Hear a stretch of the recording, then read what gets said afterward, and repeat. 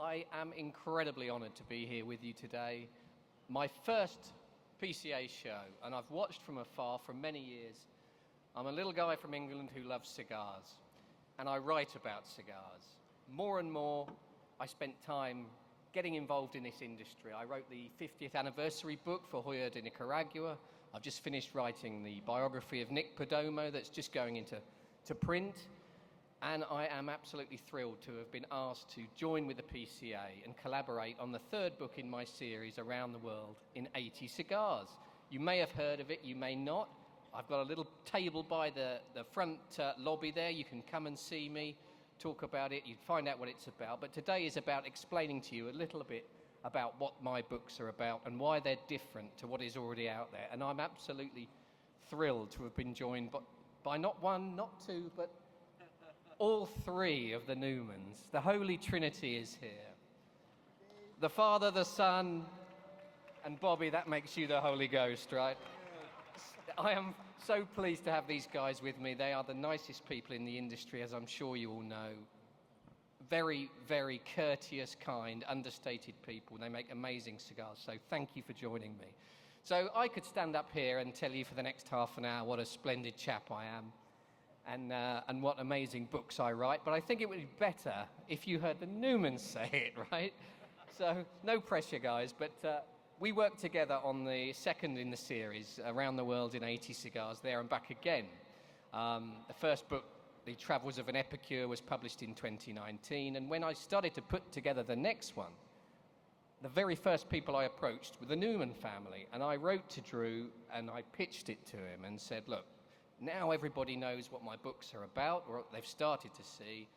Would you be interested in being involved? And I think within 24 hours, Drew came back and said, yes, we're in, what do you need? And that pretty much sums up the way these guys are. So rather than me tell you what I do and how I do it and why it's different, perhaps we could hear from the fabulous Newmans about that. I'll start with you, Drew. Tell us a little bit about how we started to work together and what to you is unique about my work. Well, thank you very much, Nick, and welcome to the PCA. Our family, we have the privilege of attending every PCA since the association was founded in 1933. Because we're a four-generation family business, and when you were working on your second book, and we're going around the world to really understand the culture of cigars, we knew that you had to come to the historic cigar city of Tampa, Florida. But what was really impressed all of us about your process was that when you were undertaking your last book, you didn't just research and explore and interview us from afar. Your process is very different. Your process is very immersive. You flew halfway around the world to come to see us in Tampa and spent not a day with us, you spent about a week with us. Yeah. Living, learning, sleeping, eating, drinking, everything. And that comes across when you open up the chapter on the cigar city of Tampa in your book.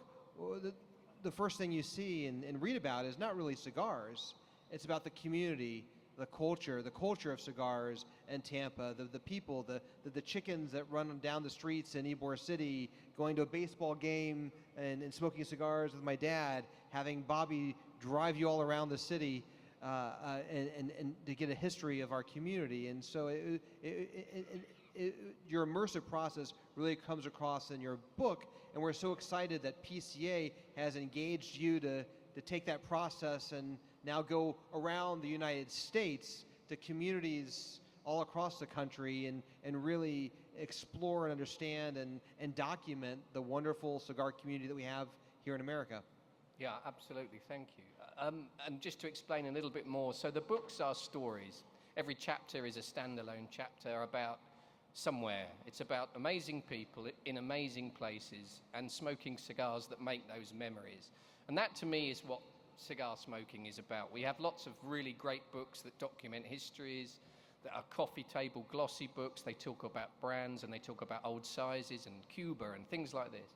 What we don't seem to do as an industry is talk about why we love it and what it means to us and what it's like when you're smoking a cigar with your pals, which is, I think, the real essence of why we do what we do. And you as retailers sell that to your customers. So I write very much as if you're with me, and people tell me when they read the books or they listen to the audio, it sounds like they're there with me, whether I'm, stuck in a minefield in Bosnia, which happened. I had a cigar, by the way. Whether I'm diving with great white sharks or something in South Africa, back on the boat, I had a cigar, and I talk about what it's like to feel the sea spray in your face and the wind in your hair and smoke that great cigar at that moment. And I have a very sort of ADHD mind where I can't remember dates and flights, and I lose things, and Ricardo will tell you he's been babysitting me around the place while we've started this new project, The American Dream. But what I do have is an amazing physical memory in terms of I can remember then I sat with you that time when we were on that amazing place and we smoked this great cigar together, and why it was such a great experience and why it lifts us, and it's why we do what we do. So when I came to Ybor, after Drew kindly invited me to spend some time at the factory there, and the chickens blew my mind. I couldn't believe there were chickens wandering about the streets everywhere. But we spent some time together, and I think maybe it would help if I give you a little insight into how I do what I do. It's not a sort of I turn up, interview you, take notes, and write it up. I like to immerse myself, as Drew said, and to live it. So I spend a long time getting to know people, getting to know why they do what they do, the people behind the stories, the people behind the brands. And I think that's why my books come across as a very reflective way of understanding of why we all do what we do and why we love this amazing industry. I mean, Eric, you took me to the baseball game, my first and last baseball game. I'd never seen a baseball game. I know what cricket is, but you took me and we spent a bit of time. Tell us a little bit about that night, because that was quite interesting. Well, Nick, I didn't realize you were such a cricket fan. It's nothing like Nick lives just a little, about 80 miles north of London. If you ever have a chance to take a Britisher to a baseball game, American baseball game, who doesn't know squat about American baseball. So he knows about cricket, and Nick had to explain to me what cricket is all about, which I don't know squat about cricket either. No. So we had a great time. He became a Tampa Bay Ray fan for life, Absolutely. which is both a blessing and a curse. But we wish you the best of luck. Afterwards, we went out and smoked a cigar, which everybody seemed to enjoy. But since Tampa's the cigar capital of the world, it's only fitting that you come to Tampa. We're honored with your book. And, this is my 54th year in the business. Wow. And cigars weren't always popular. But Nick, take my hat off to you. So anybody has the courage, the chutzpah, and the love of your true love of the Alif to promote cigar smoking, to enjoy cigars, our cigars, other people's cigars. It's a real tribute, and the industry owes you a debt of gratitude. So thank you for being here, thank you for what you do. Thank you, sir. That was very kind of you. Bobby, we spent a bit of time together. You took me around and showed me the old sights of Ybor, and you took me to the country club, I remember, and this is how I remember. We had an old-fashioned looking out over the fairway there, and we smoked a fantastic cigar from your amazing range. And I remember we bumped into a guy as we walked out. Do you remember this? Your old teacher? Tell us that story. Oh, my goodness. First of all, Eric and I together have been in the business over 100 years. This is my 51st anniversary. Hi, Dave Garofalo up there, and old friend, dear friend, and an amazing tobacconist. So we wanted to get a taste of Tampa, and Tampa is famous, obviously, for cigars. The industry started 1885, and many of the people here, many of the guests here don't know the history. But we ran into an old coach, a friend of ours, Eric and I. We played football in high school, and we went to Sewanee, the University of the South, Division III, up in the mountains of Tennessee. And some of our most memorable years were playing football, and we probably spent too much time concentrating on that rather than on our studies. But here we are. So I want to say something while I have the mic real quickly, too. I started in 1975. I was 24 years old, so you can do the math. Now you all know how old I am. But let me tell you, 1975, you would not see a woman within 100 yards of a man smoking a cigar. The women used to say, "Get that stinky thing away from me." Now the culture has changed 180 degrees, And I'll tell you, what we see today with many cigar bars opening up, obviously there's some great tobacconists here as well.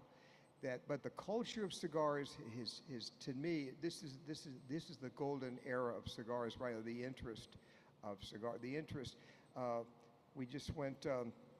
We had a big victory yesterday in Washington, and I don't know if Jeff Borchowitz is here, who was the original CRA president, but Jeff and I spent dozens of trips walking through the halls of Congress with senators, both Republican and Democrat, and I don't know if our Democrat lobbyist is here, Paul Donino, but spent a lot of time with him, and if you have to have both the Dem and the Rs, and if we could only get the Democrats and Republicans in Washington to sit down and smoke a cigar, with or without us, because cigars is such a, and I see this, I travel across the country, we export to 96 countries today, and I see the same thing in Europe. There's a level of interest in the premium cigar industry I've never seen.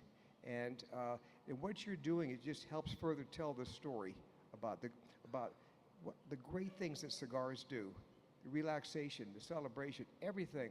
And cigars being made today there've never been better cigars made from all the countries: Nicaragua, Dominican Republic, Honduras.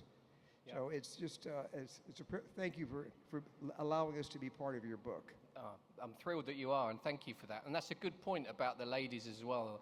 I think we'd all agree that sector of the market, if you will, has grown enormously. And one of the thoughts when I started the books was that I wanted to make something that was not only appealing to guys, but something that would also appeal to ladies. A, because they wanted to know about cigars and what that involves, but B, because they often buy gifts for their husbands, uncles, whatever, that love cigars. And my books are quite unique colours if you've seen them. There's an aquamarine is the first book, and the second is this striking orange. And the thinking there was, let's do something different that isn't just a brown book or a deep book that looks like it's come from a gentleman's club, but do something that is going to catch a lady's eye.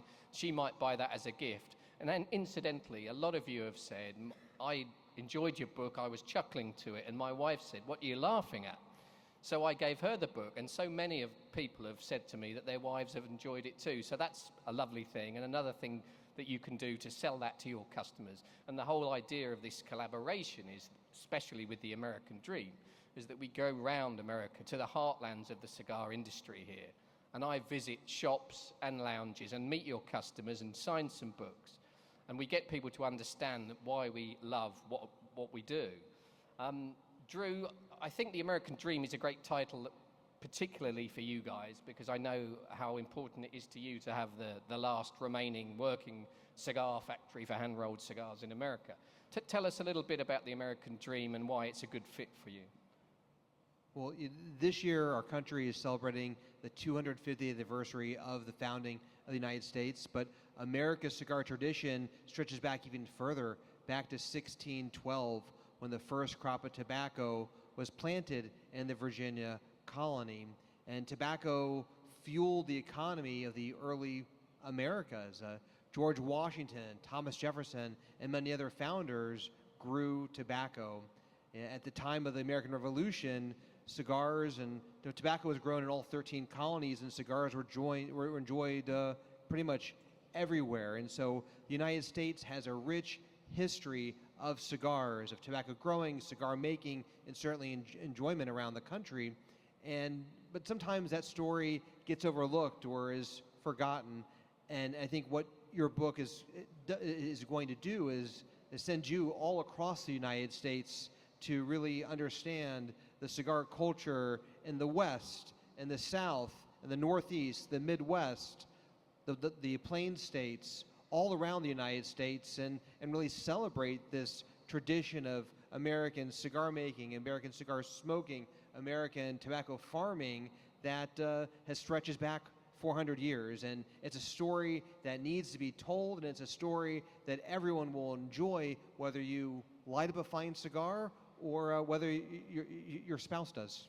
Yeah, absolutely. And I think another important reason for writing the books the way that I do was we need to find a way to legitimize what we do and for it not to be stigmatized, which seems to be the way of the world now. I mean, I come from from England, obviously, if you haven't guessed. And over there, it's a very different scene. You know, it's very difficult to get places where you can smoke a cigar. To think you could get 1,000 people in a hall like this, all enjoying a cigar, is beyond my comprehension. So, you know, the job that Josh is doing here is phenomenal, and you're in great hands with him. The initiatives he's putting together to try and make this a respectable business to be enjoyed and talked about. The thing with the FIU is incredible.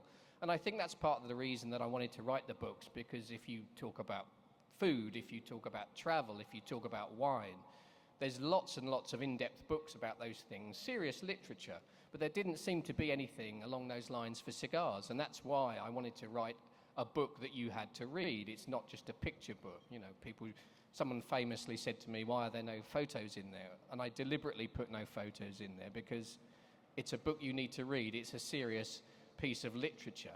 But and maybe we talk a bit more about at El Relo, you know, to that end, you do things like hold wedding receptions, and people come and learn to roll cigars. And I was amazed that the local council very much see it as part of their history and culture and something to be proud of, rather than something to be swept under the carpet. You know, we feel so lucky to be in Tampa because the cigar industry built our city. On this past Monday, 4 days ago, we celebrated the 140th anniversary of the first cigar rolled in Tampa, and we recreated the first cigar. And the one who recreated the rolling the first cigar in Tampa was none other than our mayor, Mayor Jane Castor, rolled a cigar on the site of where the first cigar was rolled in Tampa in 1886. And that just speaks to how Democrats, Republicans, pretty much everybody in Tampa supports the cigar tradition that founded our community 140 years ago. And we have the privilege of sharing that history, sharing that story in our 116-year-old El Relo Cigar Factory, which welcomed 20,000 visitors last year to see our cigar museum, to take a factory tour, to attend a cigar rolling class. We had a wedding there last Saturday. We have a wedding there tomorrow, where we're hosting a big festival a week from tomorrow with about 2,000 people. It's really wonderful, and we do this as a way to share the tradition, the culture, the community of cigars with people who enjoy cigars, but also those who might be new to cigars, and to hopefully our efforts in Tampa can benefit the industry as a whole by showing how special these handmade, handcrafted, all-natural products are. Absolutely. And when I came to see you, I remember thinking, I think I said to you, it's like the Disney World of cigars to come to Ybor. That was very much part of your ethos. And I know that you were building the hotel there. Is that anywhere near completion? So our factory in Tampa was built in 1910, and since then, more than 1 billion cigars have been handcrafted inside. And across the street from our factory is a building that also opened in 1910. It's where the cigar workers, the neighbors, and visitors went to eat, to drink, to stay. 115 years ago, there was a restaurant and a bar on the first floor and a small hotel on the second floor, and we are 6 months away from finishing restoring that building, bringing it back to life, returning it to the way it was 100 years ago, again with a full-service restaurant, a cigar lounge on the first floor, and a small hotel on the second floor. And starting tomorrow, if you come to our J.C. Newman booth 4040 at the trade show next door, you'll see a replica of our factory, and you can walk inside. You can see all the photos and plans and memorabilia from the building and the restaurant, the cigar lounge, and the hotel that we are opening later this year. And again, the only reason why we're doing this, the only reason is to share the culture, the history, the community, the love of cigars in the United States with more people. Because the more people that can read your book, the more people that come to all the beautiful cigar shops around the country, the more people that can visit us in Tampa, the more people that can appreciate this wonderful tradition and culture and art that we are so lucky for all of us to be a part of, and hopefully we can continue it for another 100 years. Absolutely, thank you. Well, I suppose the question remains, you've already committed to the new book, to The American Dream. Can you give us a little hint about what we might get up to for this one? For this new book? Yeah. Well, you're the author. Well, what are you going to put in there? I know, but that's what I love. I just turn up and see what happens. We've got a lot of surprises, and there's just Cool. a lot of history being told, 100 years ago, Tampa had 200 cigar factories that rolled 500 million cigars just in the city of Tampa a century ago, and now Arturo Fuente, J.C. Newman, the Oliva Tobacco Company, we're the three sort of big families that are still there, along with a bunch of other smaller cigar makers, La Ferrona being one of them. And there's just such a rich history of cigars in Tampa, and we have some more stories to share with you, Nick, some more surprises that are in store for your next book. Awesome. So I am going to be out after the show, traveling around. Josh has got me a crazy schedule over the next 10 days or so. We go to Washington, D.C., we go to New York, we go to Pennsylvania, and we go to Texas to PCA members in all those places. And they've been given a kind of brief that, look, this is Nick, here's a copy of the first chapter of his book. This is the sort of thing he does. Can you come up with something that's going to make people understand that your place is different to other places? And that's the beauty of every shop, right? You have your own fingerprint there. Every single one is different. Every humidor you walk into is different. Different customers. They all love cigars, but they love different things. So I'm hoping to experience some of the amazing food, some of the amazing culture, some music, obviously lots of cigars, some local alcohol might be imbibed. Josh has got me on, I think, about 9 events on one day in Washington, D.C. So I'm singing for my supper, but I will be at the little table in the lobby. You'll see me there. There's a QR code that's been up tonight. You can have a look at that. It takes you straight to a link where you can order all 3 books. Pre-order the third one, of course, and the other 2 will be shipped to you shortly. I'd love you to come and meet me. I've got a few limited number of books I can sign and sell on the event. I'll be there this whole week. I wish you a wonderful show. I thank you so much for your hospitality and your kindness so far. It's lovely to see so many friendly faces. And I look forward to meeting you all over the United States and to meet your customers and to see why you do what you do and why it makes you special. So thank you very much. Enjoy the rest of your show.